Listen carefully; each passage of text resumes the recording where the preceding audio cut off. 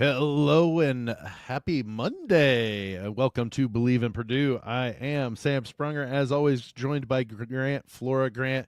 Um, Mondays are always better with a win, but I tell you what, that one was a close one. Yeah, I know we talked about it on the preview. We thought Purdue was gonna have a more comfortable win, but certainly a really entertaining game just as a basketball fan, not as a Purdue fan.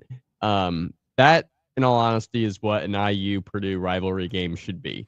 Back Yeah, and forth, you never know what's gonna happen, and then somebody pulls it out at the end by making some plays. So that was good to see.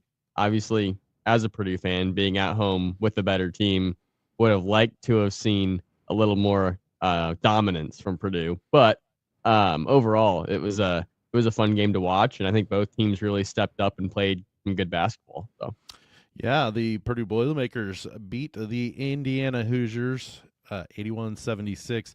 Much closer than that.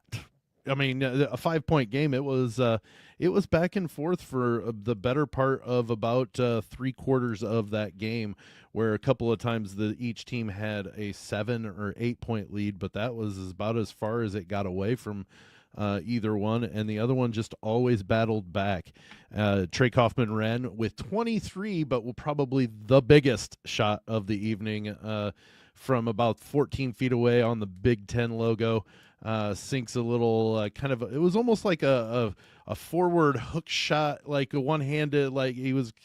It was if you're listening to this, I assume you probably watched it, so you know what I'm talking about. But that was a huge shot. Trey Kaufman ran really had his hands full. yeah, I mean, we kind of knew he would with the IU front court. I mean, not only was it Umar Ballo, but Malik Renew, two very big physical players that play in the post and are very skilled. But again, still 23 points. He was Yeah, very reliable. Braden Smith did a good job getting him the ball and helping him like get open with his passes. I think he saw his passes kind of just lead him to like the cracks in the defense where he could get in there and score. But also he did a great job just scoring through the defense, as he's done all season. So, yeah, his performance was remarkable, and he's continuing to prove that he's one of the breakout players in this nation. Really, I mean, not just in the Big Ten, but all over the country. He has been one of the most improved and one of the best breakout guys that you'll see. well, we you mentioned Trey Kaufman ran 24 points. He had 4 rebounds, and but he did have a little bit of a foul issue in the first half, and then for part of the second half where he had 4 fouls. But Braden Smith, you mentioned him. He hit some great shots. He was 11 of 21. That was a big thing. 0 for 2 from 3 point line. There are with 2 of 13. Um, Actually, we'll get to the 3 point stuff here in a minute. But with Braden Smith, not an ideal game for him on the turnover battle. He turned the ball over 6 times, and he got a little sloppy with it at times too. Yeah, he did. I was a little surprised to see that he had 6 turnovers. Yeah, Actually, it felt like he played a better game than that. But yeah, just some of his passes and some of the plays that he made were a little sloppy, but at the same time, he took control when he needed to. And he made so many good plays that just made up for it. I mean, he also had 6 steals, so like it kind of cancels out a little bit. Um, and yeah, just the intensity he brought to the game was crucial for Purdue. Crucial when IU really started to rattle kind of what Purdue was doing, and the fans were starting to get nervous. You kind of just tell there was some tension in there. Like, is IU going to come in here and beat us? And Braden Smith kind of took over and really exuded that confidence and that power that helped Purdue to withstand the pushes from IU and then have just enough to hang on and get the win. well, I think it was the key time frame for this game for Purdue was the tail end of the first half go to the beginning of the first half or second half. I believe it was a 13-2 run, maybe that Purdue Boilers were down by 7, and all of a sudden with that run that kind of meshed over the ending and beginning of the halves there. Got me feeling like maybe they'd corrected some of what was going on. Now, Umar Ballo took over and started working his job in the second half. So it was a whole new problem. Yeah, but that's why so many coaches and analysts will tell you that the end of the first half, beginning of the second half is so important. Is because if you can put together two like little mini runs there, it turns into one big run over a 4 or 5 minute stretch of gameplay, and it doesn't feel like you just did anything crazy. All you had to do was go on a little 6-0 run at the end of the first half and a little 7-2 run at the end or at the beginning of the second half, and all of a sudden you've got an 11-2 run. So I thought they did a really good job closing out the half, starting like you said. And then, yeah, they definitely had some adjustments there toward the end of the second half where they were able to maybe get some better looks and handle some of the like foul situation. Just think kind of went a little bit better for them in the second half. But then Indiana responded, which I thought was pretty incredible from the Hoosiers. That when Mackey got rolling, Purdue got up by 6 or 7. It looked like they were going to maybe pull away and I thought they were a 10-point win. Yeah, that they responded, and credit to guys like Trey Galloway who came off the bench and just brought so much fire and made so many winning plays between passes and mid-range floaters and stuff like that. They kept battling, and they had just as good a chance to win as Purdue up until the last 10 seconds of the game. Well, and that was I mean, I've seen, and I don't ever respond because it's like telling the wall to move.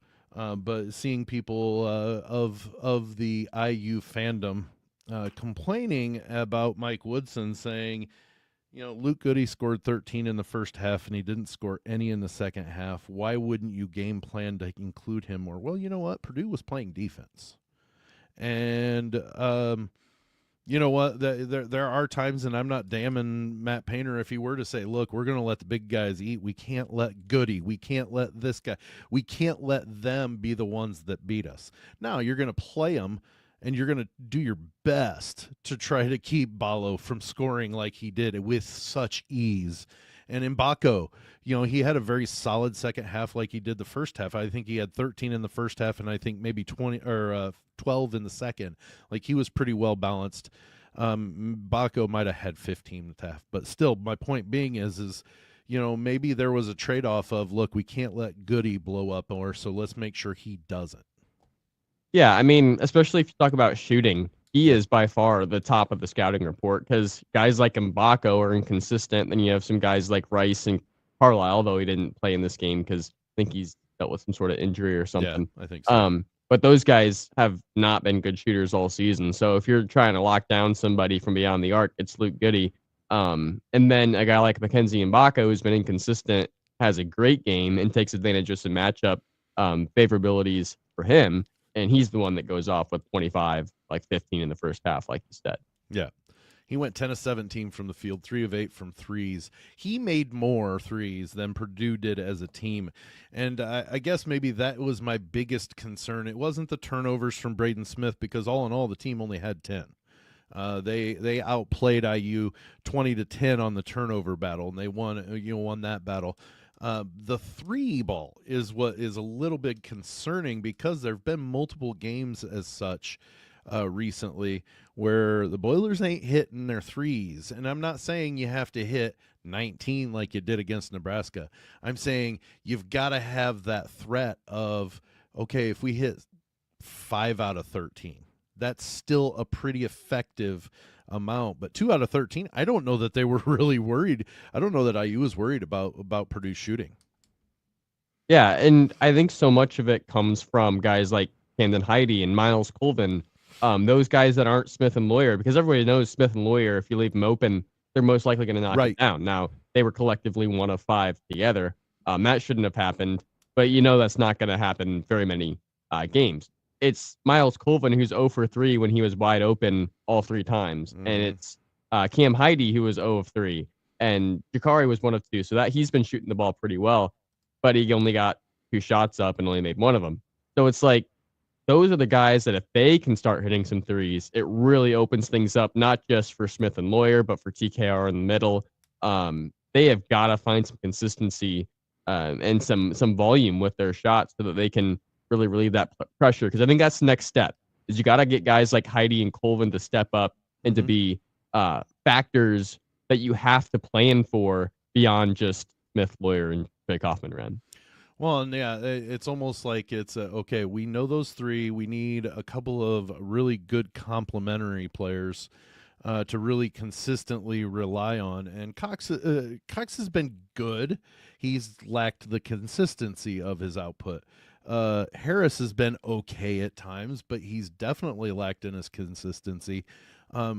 Miles Colvin, I know he's putting in the work, but he's the most frustrating as a fan watching because, like you said, he had 3 wide open shots, like nobody in the vicinity, and he just couldn't get it to drop. Now, and it's been like that for a few games in a row, too.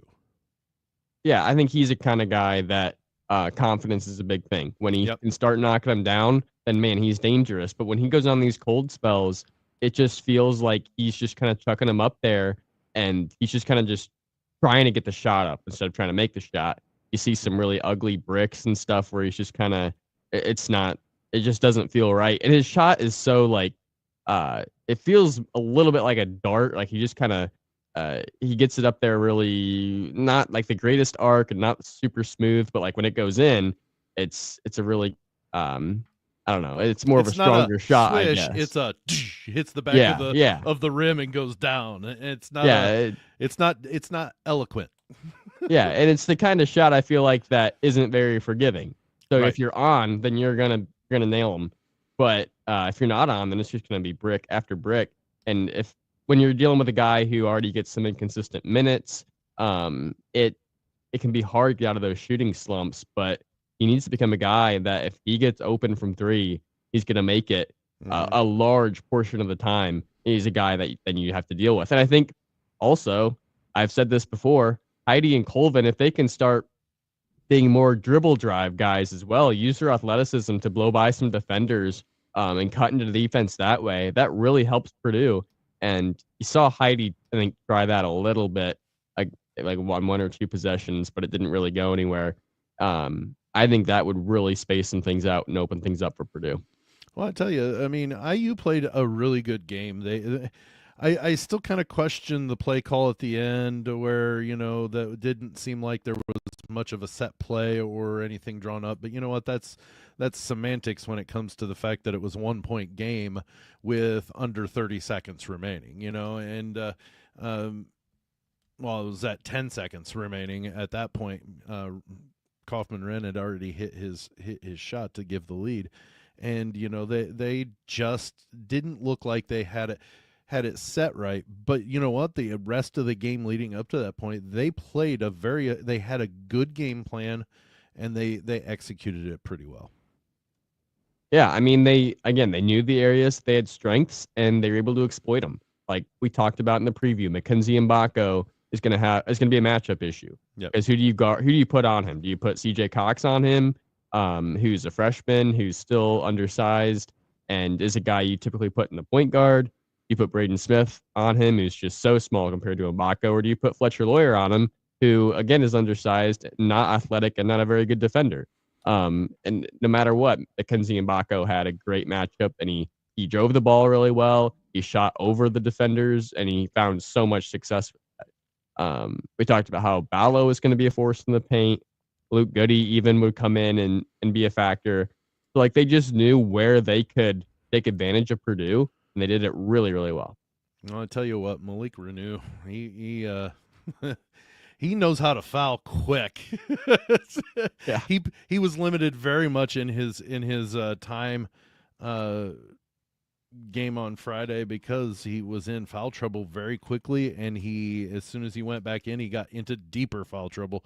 So I think that helped, having him have to sit for a good portion of that first half, and actually most of the second half at times too, or a good portion of it, and that helped a little bit with the matchups, because you couldn't have Ballo, Renew, and Mbako in the game all at once. So you were able to maybe keep some of your defensive deficiencies with those types of matchups kind of at bay because of that. But I tell you what, Umar Ballo, he he looked like he was just a man among boys a lot of times, being able to go up, get his offensive rebounds the way he did in that second half, and it was frustrating because Purdue the past 2 years had been one of the top rebounding teams. Well, that's what you get when you have 7-4,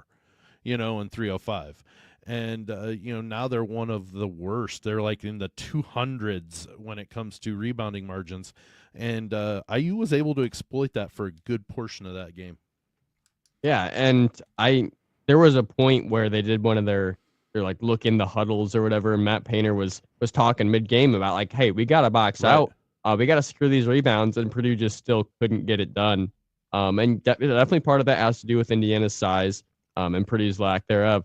But at the same time, I think when you get the defense in those kind of binds and they're in rotations, especially if you're shooting the ball, it's really hard then to find your guy and block him out. And I think that's kind of part of the problem was Purdue really struggled to just kind of find their man, get the blockouts in.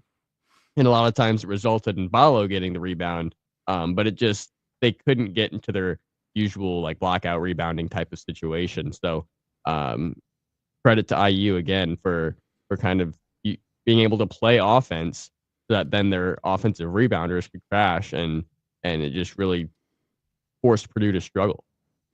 Well, any win against IU is a good win. So don't. This is not at all to be taken as we're criticizing how well Purdue played. They're allowed to struggle, during games, and this was just one that they didn't click. It's not even that they struggled necessarily.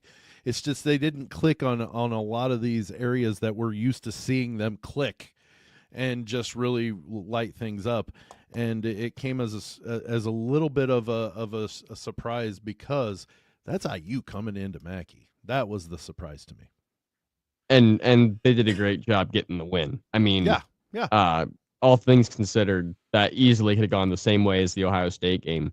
But guys like Trey Kaufman-Renn and Braden Smith really kind of owned up and took control late, made some really big plays between that steal that Smith had where you just picked, was it Galloway's pocket or Rice's pocket, whoever it was, and got the easy layup. He did that a couple times throughout the game.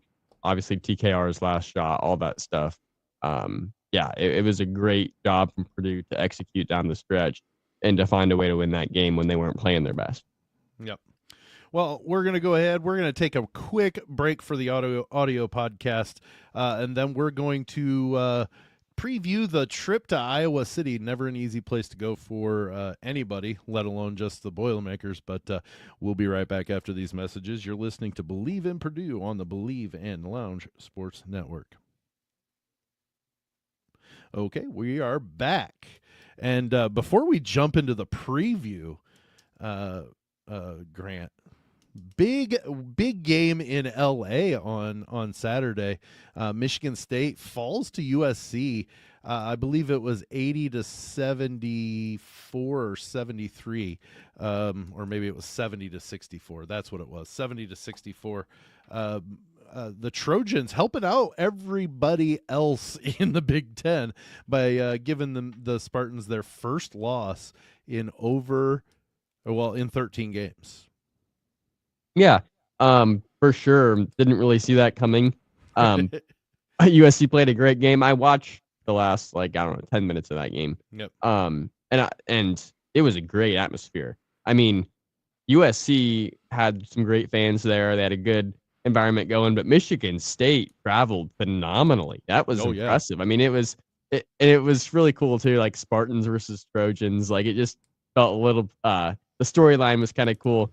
But you had, Michigan State fans chanting "Go Green, Go White." You had USC, who was obviously they were getting really loud and really into it, about to knock off Michigan State. So it made for a really good game. And it's tough because Michigan State, they're undefeated. If you look at their schedule they've played up until now, their road games haven't been anything crazy. I mean, obviously every road game is tough, but they haven't been beating ranked teams on the road. Their home games, they beat Illinois at home, but outside of that, it's not like they've been playing the top teams in the Big Ten, which we've talked about how the back half of the Big Ten is loaded for pretty much every top Big Ten team.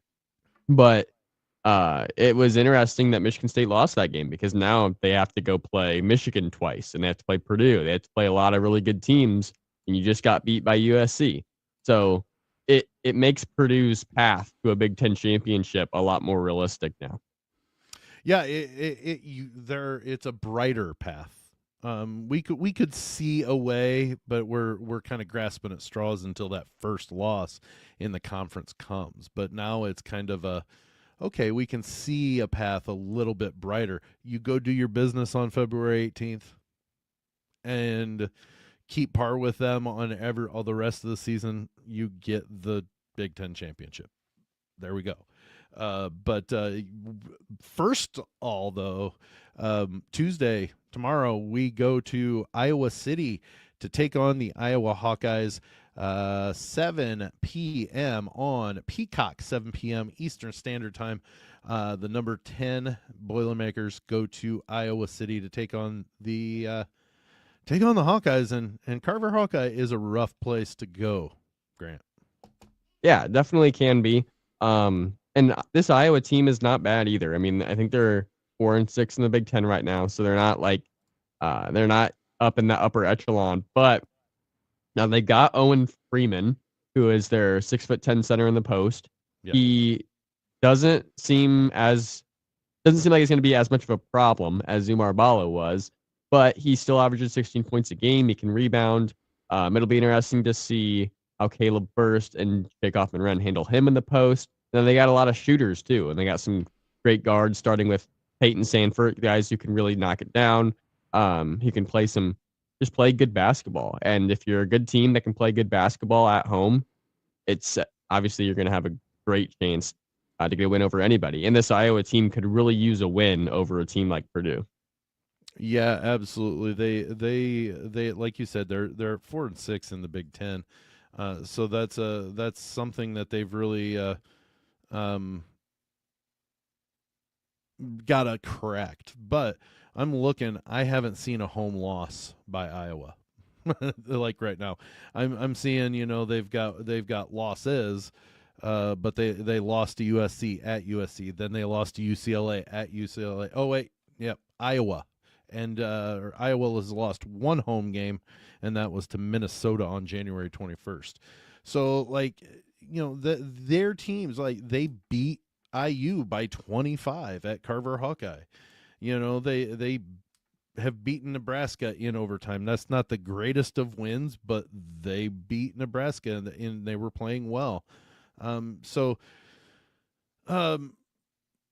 This is the concern for me on the trip to Iowa City is the 3-point game going with them, or are they going to continue to struggle from behind the arc?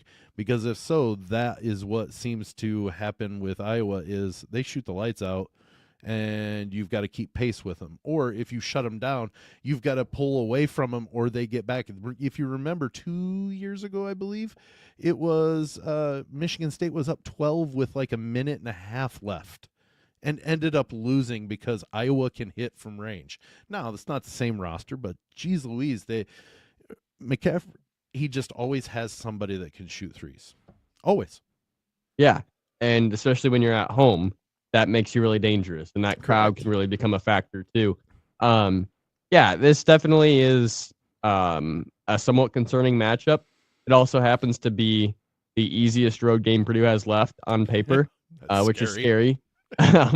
But yeah, it's just really weird. Minnesota was the one team they lost to at home, but Minnesota's been playing a lot better. So that was in the middle of Minnesota's 3-game win streak too.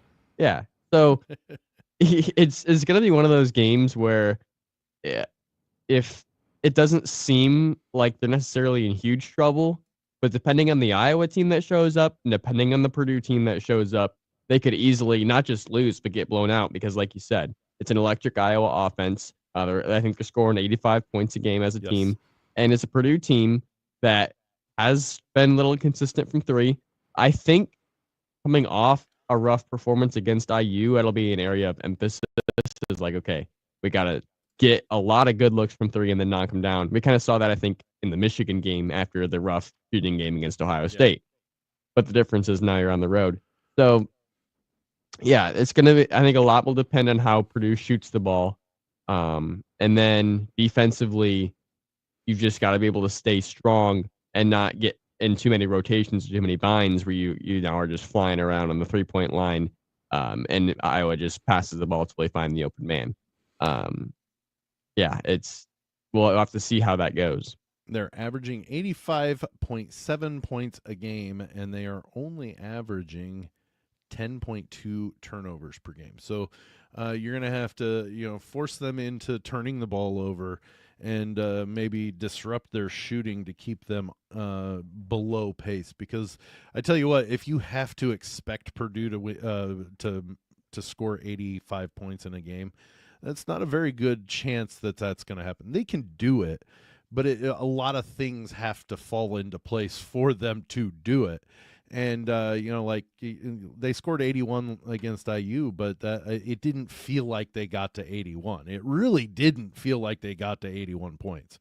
Obviously they did, but it just felt like it was a really low scoring game with the way that game went. But Iowa is legit. Like, they can put a ton of points on the board, and they do. That's their average, is 85 points. Yeah, well, and you mentioned the turnovers as well. I mean, Purdue forced 20 turnovers against Indiana and 22 against Michigan. This defense has turned into a defense that's going to force turnovers, and it's Right. going to be a huge part of how they solve their problems, is solving them before they even begin.